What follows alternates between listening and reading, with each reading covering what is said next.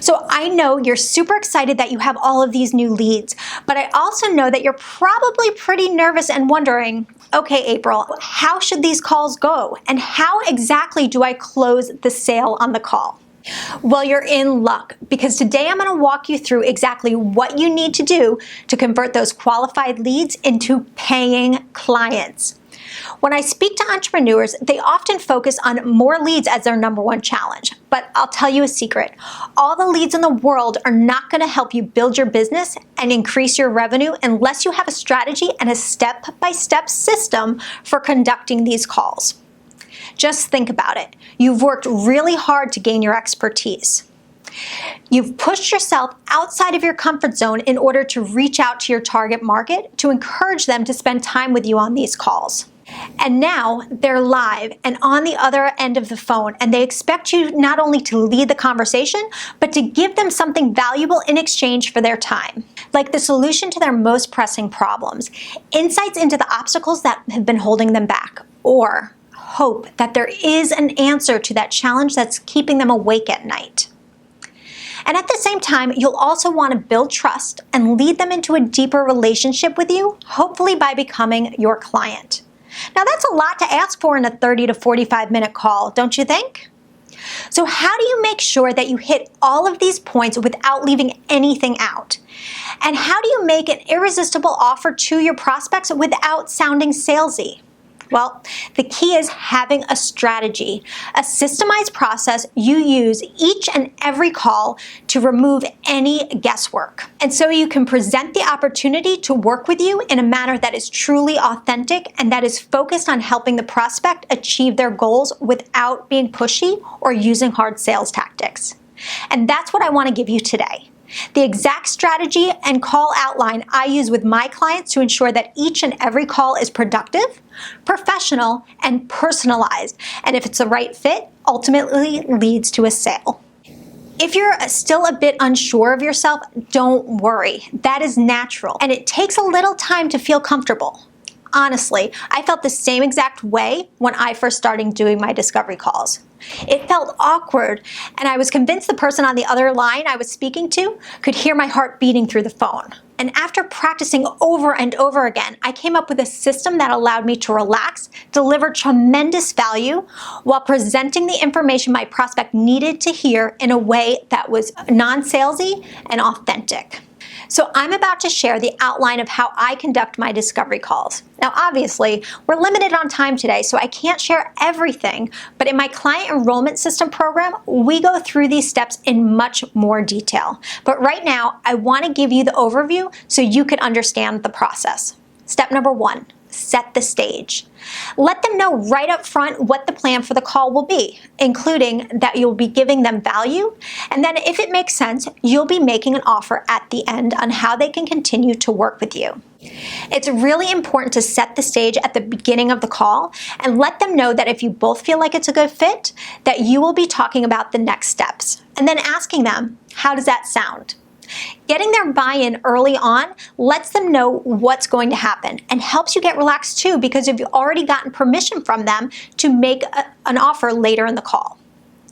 Step number 2 is ask. Find out from them what the number one thing is that you can help them with on the call. After you've done a few of these calls, you'll start to find that the answers are pretty predictable based on your industry and your expertise. For instance, health coaches will often hear things like, I want to lose weight, or I want to get in shape. Business coaches might hear, I want to make more money, or I have a problem getting leads. Knowing that these answers will fall into a predictable pattern will also increase your comfort level and let you relax. You will get to the point where you will know what they're going to say before they even say it. Step number 3 is to paint the picture and get their buy-in early on. Ask them what they envision their future is going to look like if they don't make the desired changes. And then follow up with, why do they think they haven't gotten results so far? Then ask, why now? Why is now the time that things are going to be different? This shows them the gap between what they want and where they are, and really helps them confront the pain that they're feeling right now. Step number 4, provide value. Now it's your time to shine and be the hero. We want to give one strategy, just one, that they can implement right away to relieve some of their pain. If you give them too much information here, it could actually be detrimental to the sales conversation. It could overwhelm them, or you can give them so much great information that they think that they don't need you because you've already solved all of their problems, and then they're going to try on their own. Either way, it's not in service to them if you give too much all at once. Step number 5 is make the offer if and only if you feel like you're a good fit and you can truly help them achieve their goals. This is where you're going to seamlessly transition into sharing how they can continue to work with you. When coaching my private clients and students in the client enrollment system, I highly recommend that you only offer one program or service. Again, too much information overwhelms them. You'll start getting responses like, I want to work with you, but I don't know which program I want, and I will let you know in a few days, which translates into not closing the sale. Plus, let's remember that you're supposed to be the expert here.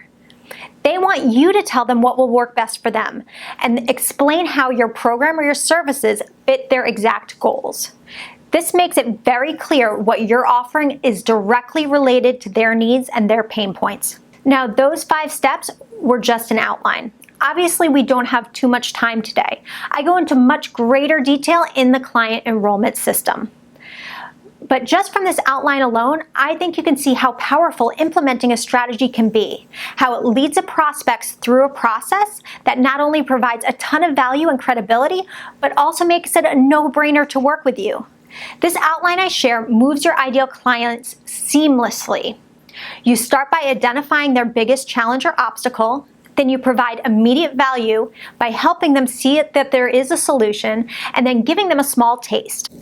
Finally, they can clearly see for themselves how working with you is the key to making huge progress. Based on the outline I just shared, you may be ready to hop on the phone and get started implementing this new process right away and welcoming those clients with open arms. But some of you still might be feeling a little bit lost. You may have additional concerns like, I understand the process, but I'm still not sure if I can do this. Or I'm bad at sales and I get so nervous. Or I don't know what to do when they say, I can't afford you right now. Or I don't know how to transition to the offer in a way that seems natural. Or maybe it's, April, my problem is I'm not sure how to balance between giving them just enough information and leaving them wanting more, so I end up giving them everything and then no one hires me. I know most of you watching right now are nodding your head, thinking, yep, that's me. How about, I'm not sure if my prices are right. I'm absolutely lost when it comes to packaging and setting the price for high-end offers. What do I do when they say I need to think about it? How do I follow up? Those are all very valid concerns, and they're ones that I've dealt with myself and with my private coaching clients. So if you're worried about the follow-up or wondering how to adapt this to your specific business, that's natural.